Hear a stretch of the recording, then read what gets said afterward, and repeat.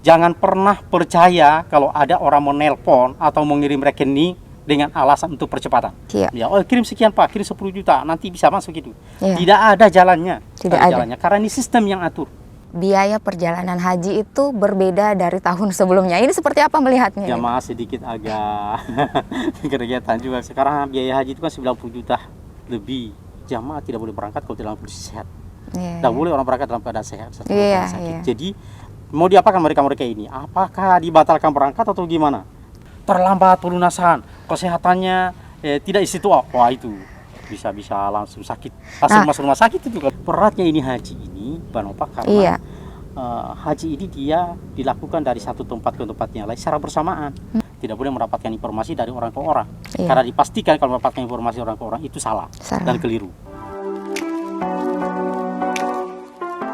Assalamualaikum warahmatullahi wabarakatuh. Selamat pagi. Kembali lagi bersama saya Nova di On Point Podcast Kemenak Kota Kendari.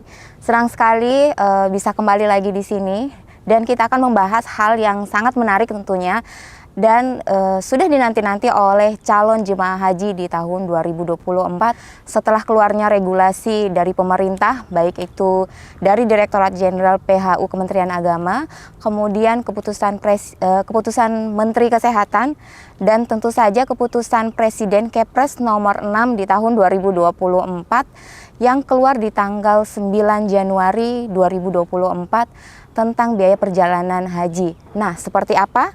Kita akan membahas itu dan bersama saya sudah hadir narasumber kita Bapak Haji Sunardin, Kepala Seksi Penyelenggara Haji dan Umroh Kantor Kementerian Agama Kota Kendari. Assalamualaikum Pak. Waalaikumsalam. Selamat pagi Pak. Selamat pagi. Gimana kabarnya? Sehat-sehat. Ya Pak, kita akan berbincang ini Pak mengenai haji dan pasti ini informasinya ditunggu-tunggu juga Pak. Ya, alhamdulillah saya juga sudah lama menunggu ini. Ingin sekali menginformasikan sesuatu tentang penyelenggaraan haji di Kementerian Agama Kota Kendari yang sudah berjalan beberapa bulan terakhir ini. Ya, haji mungkin di bulan 6 Pak ya? Insya Allah haji itu kita mulai tanggal 12 Mei itu sudah mulai penerbangan pertama untuk gelombang pertama.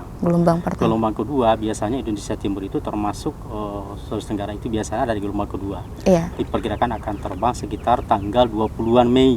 20. Nah 20 Mei perkiraannya Pak. Nah ini Pak, bagaimana Pak pelayanan haji di kantor Kementerian Agama Kota Kendari? Seperti apa pelayanannya Pak? Ya alhamdulillah. Di kantor Kementerian Agama Kota Kendari saat ini kebetulan pada tahun 2022 yang lalu kita mendapatkan gedung Pelhut, Pusat Layanan Informasi Haji. Sekarang ini penyelenggaraan haji di Kementerian Agama Kota Kendari itu sudah punya gedung sendiri, kemudian punya layanan sendiri dan punya PTSP tersendiri. PTSP untuk haji? PTSP untuk haji. Nah, tapi sekarang ini kita gabung jadi satu PTSP dengan kantor induk. Nah, tapi penyelenggaranya ada di Kementerian ada di penyelenggara haji dan umroh. Nah, layanan ini alhamdulillah sungguh sangat suasananya enak itu. Kenapa? Karena pertama gedungnya luas, kemudian sarana prasarananya lengkap, terus juga sudah ada AC, kemudian layanan informasi ada, kemudian juga petugas-petugasnya juga sudah siap di situ, sehingga jamaah datang tidak perlu lama menunggu, kemudian jamaah juga datang tidak kepanasan. Ya, dari luar kepanasan, dari jauh alhamdulillah begitu masuk jadi nyaman di dalam. Jadi alhamdulillah kita penyelenggaraan sudah cukup bagus dengan gedung yang seperti itu, cukup luas, ada aulanya. Kemudian pelayanan terpadunya bagian depan sudah ada, kemudian untuk ruang-ruang konsultasi sudah siap. Berarti lebih memudahkan jemaah Pak ya untuk mendapat informasi. Memudahkan kita dalam berkomunikasi, berkoordinasi. Juga beberapa layanan yang kita sudah siapkan untuk jamaah bisa melalui jarak jauh tanpa harus datang ke kantor. Nah, untuk jemaah haji yang 2024 Pak, tahapan apa yang dilalui jemaah haji ini Pak? Dan untuk jemaah haji Kota Kendari sendiri Pak, sudah sejauh mana tahapan yang berlangsung? Alhamdulillah tahapan-tahapan yang kita sudah lakukan di penyelenggara haji Kementerian Agama Kota Kendari saat ini kita sudah dalam proses pelunasan untuk saat ini. Oh, sudah pelunas. Tahapan awal yang kita lakukan pertama setelah terbit Kepres nomor 6 tahun 2024 tentang penetapan jumlah jamaah haji dan pembiayaan PPIH dan BP. Maka kita sudah melakukan verifikasi jamaah haji yang akan berangkat tahun ini. Nah, tahapannya pertama verifikasi, yang kedua kita juga sudah mempersilakan jamaah untuk mengurus paspornya, kemudian biometriknya. Berarti semua sudah biometrik Pak ya? Semua alhamdulillah jamaah kita sekitar 75% sudah melakukan biometrik dan sekitar 85% yang sudah punya paspor. Yang saat ini tinggal beberapa orang lagi yang sementara kita tunggu. Dan tahapan-tahapan ini sekarang ini sementara dalam proses pelunasan. Yang dibuka mulai tanggal 10 Januari dan akan berakhir sampai tanggal 12 Februari. Jadi tinggal beberapa hari lagi. Ini untuk pelunasan di tahapan pertama ya Pak? Untuk tahap pertama. Tahap pertama. Ya, tahap pertama ini dari tanggal 10 sampai dengan tanggal 12 Februari. Kemudian ini Pak, yang menarik ini Pak, biaya perjalanan haji itu berbeda dari tahun sebelumnya. Ini seperti apa melihatnya ini Pak? Nah, ini memang jamaah sedikit agak kegiatan juga karena tahun-tahun sebelumnya tidak seperti ini. Sekarang biaya haji itu kan 90 juta lebih sekarang ini. Karena juga ada beberapa hal yang mengakibatkan sehingga jamaah biaya haji itu naik. Kenapa? Karena menyangkut masalah peningkatan layanan di Saudi, terutama di Masyair. Masyair itu Arafah, Musdalifah, Mina. Di sana sebelumnya dulu itu kan tidak ada karpet, tidak ada kasur, tidak ada bantal, tidak ada selimut. Nah sekarang itu sudah ada. Lalu kemudian layanan-layanannya makan di Mekah itu dulunya hanya dikasih 2 kali, sekarang sudah 3 kali.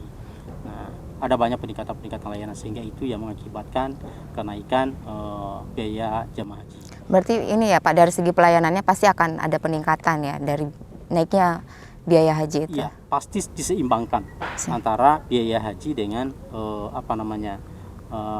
layanannya. Ya, peningkatan layanannya. Apa yang didapatkan jamaah haji itu juga seimbang dengan biaya yang dikeluarkan. Baik. Nah, kemudian ini Pak, kan ini pasti banyak yang terlibat Pak. Nah, bagaimana koordinasi Kementerian Agama Kota dengan lintas sektoralnya sendiri Pak? Iya, berdasarkan Undang-Undang Nomor 8 Tahun 2019 bahwa pemerintah itu berkewajiban untuk memberikan pembinaan kepada jamaah. Iya. Yang kedua, memberikan perlindungan kepada jamaah, dan yang ketiga memberikan pengamanan. Iya. Jadi tugas pemerintah ini sangat-sangat berat, sehingga haji ini sebetulnya bukan hanya tugasnya Kementerian Agama dan Kementerian Kesehatan, tapi haji ini adalah tugas-tugas lintas sektoral.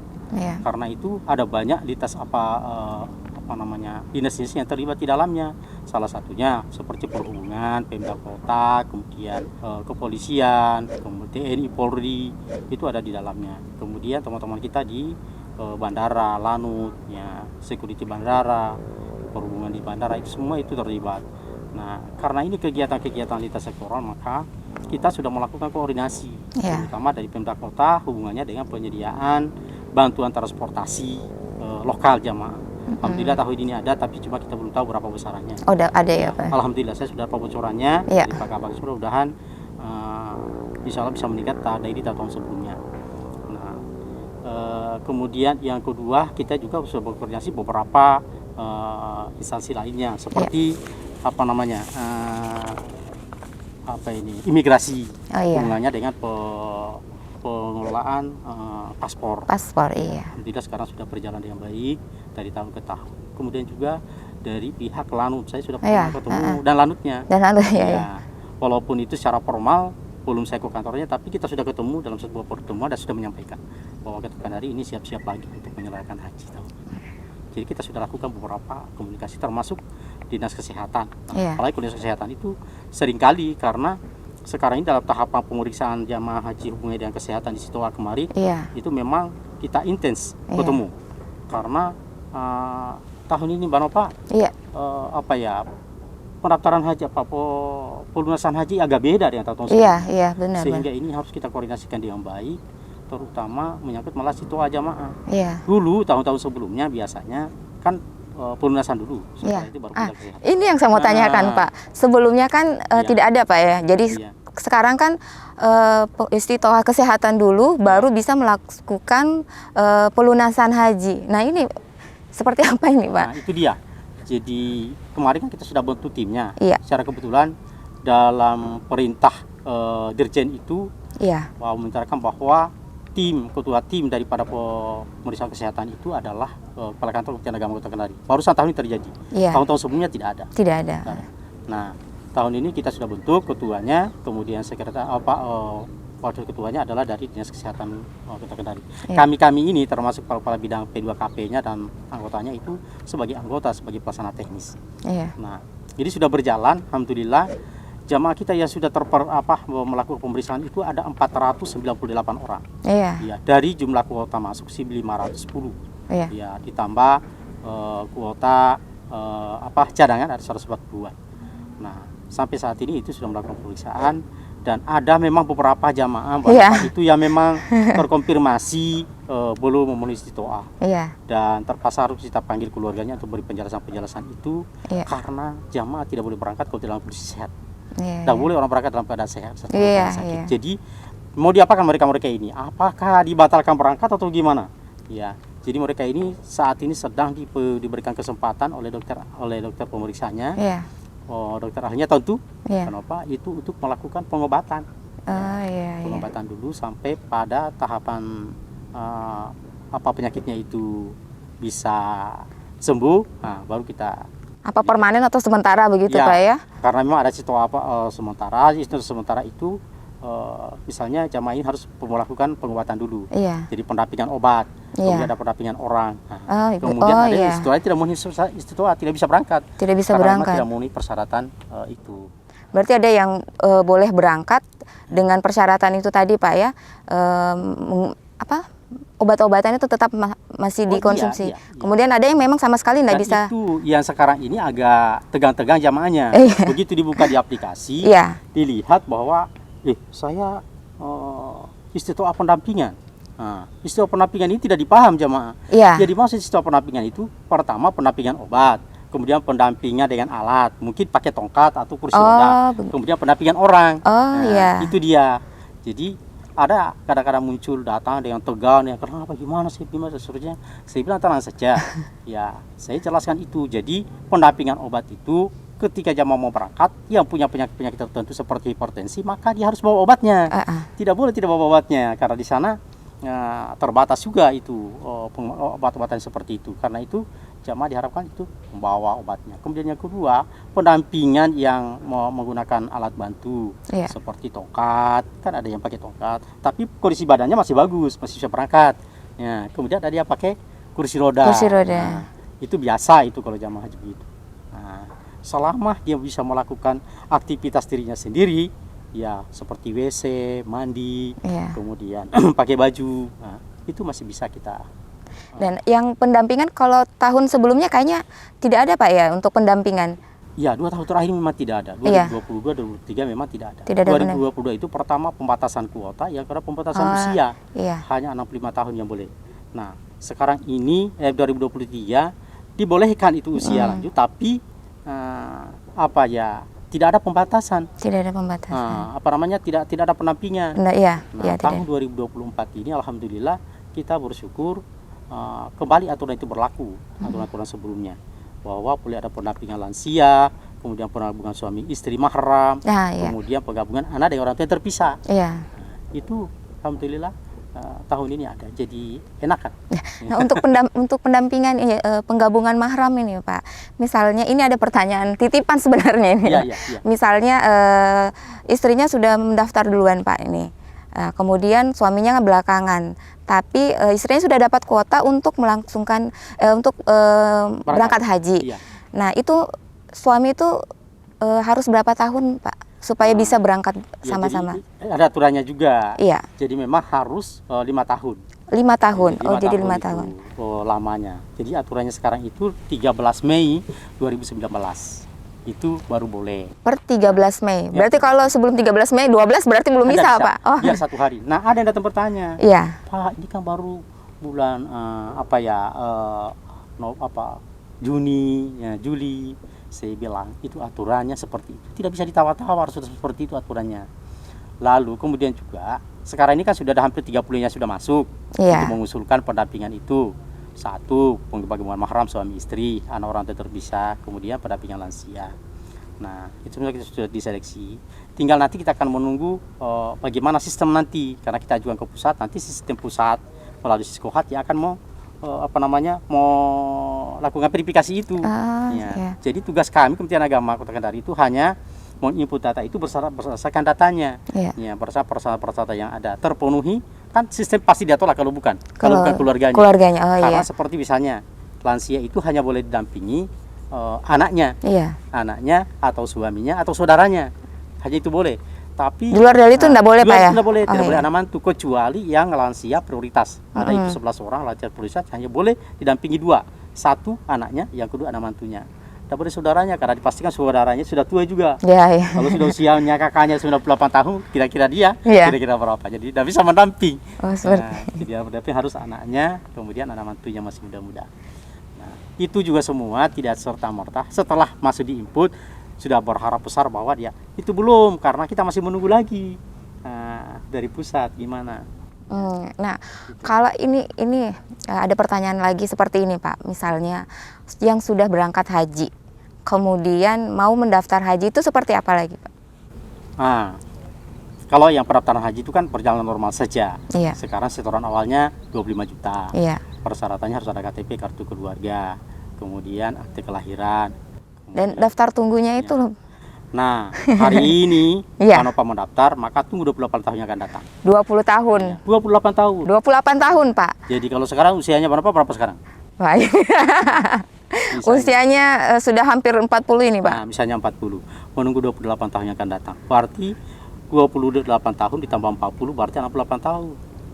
Kalau misalnya saya sudah berangkat haji, Pak, saya harus menunggu berapa tahun lagi? Nah, itu juga sementara kita ini kan banyak jamaah yang ingin sudah menaikkan ibadah haji 10 tahun, 15 tahun yang lalu. Ada yang datang. Tapi aturan sekarang yang ada, boleh mendaftar yang sudah haji tapi sesudah 10 tahun. Seperti saya terdaftar haji 2011. Yang lainnya kan sebagai petugas. Bukan haji pribadi. Saya haji pribadi tahun 2011. Maka 10 tahun setelah melaksanakan itu baru boleh saya mendaftar. Kalau belum sampai 10 tahun itu, maka di sistem itu dia tolak. Sekarang by sistem, Pak, ya, semua di sistem dia tolak. Yang bersangkutan belum memenuhi syarat. Menunggu misalnya, kalau baru 5 tahun dia bisa haji, 5 tahun yang akan datang.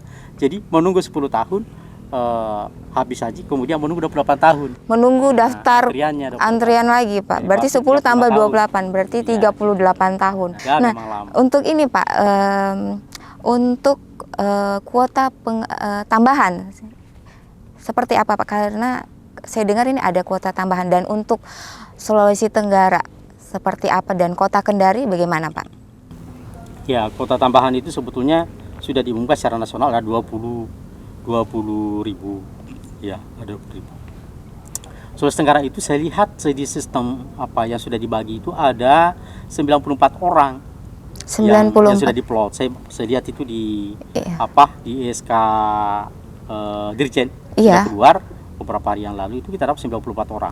Nah, Kota Kendari itu dapatnya 24 orang dari 20 ribu itu. 24 orang? Iya. Sulawesi Tenggara itu 94 orang semuanya dapatnya.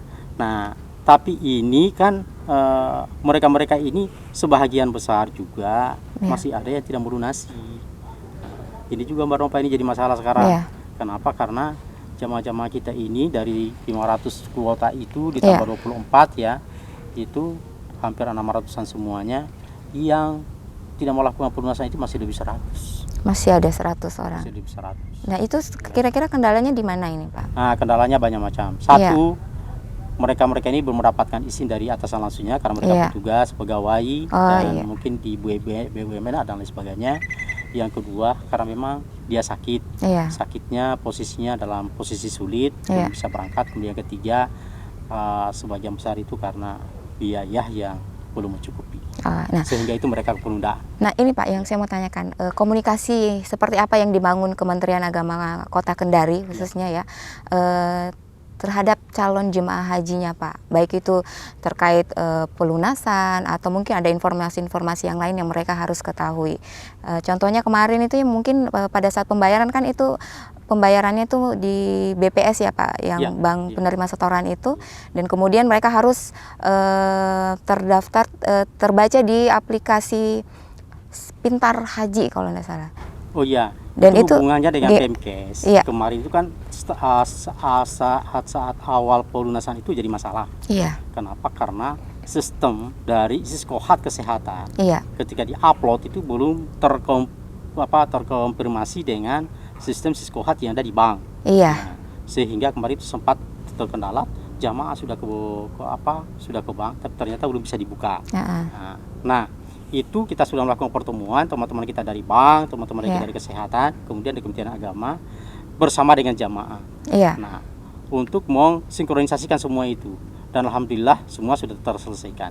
Satu, jamaah itu tinggal membuka di Haji Pintar. Ya, aplikasi Haji Pintar tinggal dibuka. Kalau di situ muncul istitoah, maka dia berangkat ke bank. Di samping itu ada grupnya, grup jamaah itu sudah ada semua. Sudah ada berarti. Jadi kami tinggal upload di situ. Setiap nama-nama yang sudah diupload, yang sudah keluar berita acaranya dan sudah diupload ke aplikasi Siskohaskesnya, itu dikirim ke saya. Lalu saya yang teruskan ke grup jamaah. Dan sudah tidak masalah. Kemudian yang kedua, bagaimana pelayanan teman-teman kita di jamaah haji itu di bank. Orang-orang bank juga kita sudah bicara, kita sudah berdiskusi, kita panggil mereka semua untuk supaya jamaah itu datang jangan menunggu, jangan antrian lama, karena ini kan orang tua dari kampung. Nah, maka itu perlu penanganan secara khusus, pelayanan secara khusus. Jadi mereka dibukakan loket tersendiri. Jadi jamaah datang langsung. Semua alhamdulillah. Yang kedua, bagaimana jamaah kalau ada di Makassar, ada di Jakarta, ada di Surabaya, ada di mana? Karena jamaah saya ini ada sampai di Papua. Bagaimana caranya pelunasannya? Kalau dia sengaja datang dari Papua, berapa biayanya itu PP? Nah, itu boleh. Jadi pihak bank itu menyediakan sarananya semua. Ya, dengan cara transfer maka itu bisa. Nah, walaupun kemudian kita juga harus berhati-hati, yang sampai yang mentransfer itu bukan dia yang berangkat. Nah, tapi karena sekarang ini kan sudah ada antisipasinya, sudah ada biometrik, biopisa, sulit itu. Sulit tidak akan mungkin sampai kecolongan. Nah, ini pertanyaannya ini kayaknya ini Pak, saya mau tanyakan ini tentang kiat apa sih Pak yang mau disampaikan sama calon jemaah haji yang karena pastinya kan ini penuh curiga, penuh cemas, macam-macam lah Pak mendekati keberangkatan, mulai dari persiapannya segala macam itu seperti apa Pak? Ya, makanya kami di Kementerian Agama Kota Kendari itu kita sudah melakukan manasik mandiri. Manasik mandiri itu sudah dilakukan selama 12 kali. 12 kali. Satu-satunya Kementerian Agama di Sulawesi Tenggara ini menyelenggarakan manasik mandiri itu sampai 12 kali. Manasik mandiri itu tidak ada biayanya. Itu hanya inisiatif saya dari penyelenggara haji dan umroh untuk melaksanakan, hanya memfasilitasi. Saya pembimbingnya. Itu tidak ada anggarannya, tidak ada uangnya. Nah, setiap pertemuan kita beri informasi itu tentang apa yang harus disiapkan. Jamaah harus mendapatkan informasi itu. Pembinaan kita sudah lakukan. Pembinaan apa? Manasiknya. Kita sudah beri pelayanan manasik haji. Kemudian kita sudah memberikan informasi tentang layanan perlindungan. Apa yang harus disiapkan? Apa yang harus bawa? Itu semua kita sudah sampaikan. Nah, di samping itu juga kan memang masih ada manasik berikutnya kan dibiayai oleh Kementerian Agama. Tapi sudah mungkin habis lebaran. Kemudian ada juga kita kerjasama dengan Basnas Kota Kendari. Insya Allah tanggal 25 sampai tanggal 26 itu kita akan melaksanakan kegiatan manasik terpadu di asrama haji sekaligus praktek. Dan itu dibiayai oleh Basnas. Nah, ini juga usaha-usaha yang kita lakukan. Berarti ini usaha-usaha yang dibangun Kementerian Agama Pak ya? Sehingga jamaah haji kita berharap ini yang mau berangkat tidak usah gelisah. Atau terutama orang-orang tua ini. Orang tua ini kalau dikasih informasi sesuatu yang unik-unik biasanya terganggu atensinya. Nah, ini dia. Karena itu saya bilang sama keluarga-keluarganya kemarin waktu di di Masjid Agung, manasik terakhir, saya bilang mereka ini harus selalu digembirakan. Jangan memberi informasi yang sulit-sulit. Nah, apalagi sampai kalau misalnya terlambat pelunasan, kesehatannya tidak istiqomah, wah itu bisa langsung sakit, masuk rumah sakit itu kalau tidak. Jadi harus pelan-pelan menyampaikan bagaimana caranya, diinformasikan kepada jamaahnya itu supaya dia enak menerimanya. Nah, kemarin ada satu. Ada satu. Ya, orang tua yang usianya 98 tahun. Nah, ini lucu-lucu ini. Calon jemaah haji nih. 98 tahun. 98 tahun. Ini kan tapi 98 tahun itu alhamdulillah giginya masih bagus, matanya masih bagus, belum pakai kacamata seperti masih bagus. Terus kalau kita tanya responnya cepat. Nah, Tapi dari sisi dimensianya ini, dimensia itu sudah agak biasa lupa sebentar kan? Biasa lupa, biasa bertanya sebentar kemudian. Nah, tapi fisiknya? Kalau kita berinformasi, cepat ini merespon. Saya bilang kalau ini masih ada jalannya, coba kita berdiskusi bagaimana jalannya. Yang penting ada keluarganya yang bisa mendampingi. Nah, kemarin kita sudah iakan keluarganya silakan menunggu untuk pengusulan untuk pendampingan lansia bisa seperti ini. Karena saya pernah membawa jamaah itu lebih 100 tahun, namanya Pak Bani Hasan. Ya, itu masih hidup sekarang. Ada di berarti sudah 100 lebih 100 tahun. Tapi giginya masih itu, matanya masih bagus. Saya sudah siapkan kursi roda, Pak. Dia tidak mau naik. Padahal Pak saya sudah siapkan kursi roda di areal tawaf. Dia tidak mau naik. Ya. Tidak Pak Haji, saya mau tawaf dengan jalan sendiri, biar saya ikut. Ya. Ikut pelan-pelan jalan dan bisa tawaf, bisa sa'i. Usia 100 tahun. Usia 100 tahun. Ya. Jadi itu bukan jaminan bahwa usia lansia seperti itu dianggap tidak bisa melaksanakan ibadah dengan baik. Ya. Dan justru sebaliknya, ada orang usia 40 tahun, 50 tahun justru tidak bisa. Dari sini sehat, begitu sampai di sana sakit sampai pun masih sakit. Nggak tahu itu, wallahu a'lam. Karena itu memang itulah keajaiban. Pak, tadi Bapak bilang 12 kali melakukan manasik mandiri. Nah, setelah 12 kali manasik mandiri, seperti apa Bapak melihat calon jemaah haji di Kota Kendari? Baik itu fisiknya atau mungkin persiapan-persiapannya itu seperti apa? Kan pasti sudah ketahuan Pak ini. Mulai dari pertanyaan-pertanyaan yang dilontarkan selama manasik itu pasti sudah ketahuan jemaahnya seperti apa. Itu seperti itu jamaah saya dari 510 orang itu, walaupun yang mana selama ini tidak sampai 400-an. Itu saya sudah bisa tahu. Secara psikologis saya sudah hafal kondisi dan apanya. Tapi tahun ini saya melihat jamaah kita yang lansia tidak terlalu banyak yang sampai demensia begitu. Maksudnya sampai teluli kata orang tua laki. Ya, alhamdulillah semua masih tataran normal-normal aja semua. Karena sampai hari ini hasilnya hasil pemeriksaan itu cuma ada satu yang terdeteksi yang memang belum bisa kita iakan karena kondisi kejiwaannya yang terganggu. Selain dari itu alhamdulillah semua aman-aman saja. Semua aman ya. Berarti jemaah jemaah haji Kota Kendari itu mendapatkan informasi yang maksimal, terus bimbingan juga maksimal, jadi aman Pak ya? Ya, kita tinggal berharap kepada jemaah ini untuk pertama menjaga kondisi kesehatannya. Kegiatan-kegiatan yang tidak terlalu penting, ke cara-cara kumpul-kumpul yang jauh itu yang tidak terpenting sedapat mungkin untuk dihindari. Ya tidak terlalu banyak manfaatnya sebagai yang kedua, untuk senantiasa menjaga kesehatannya, berolahraga secukupnya, terutama jalan.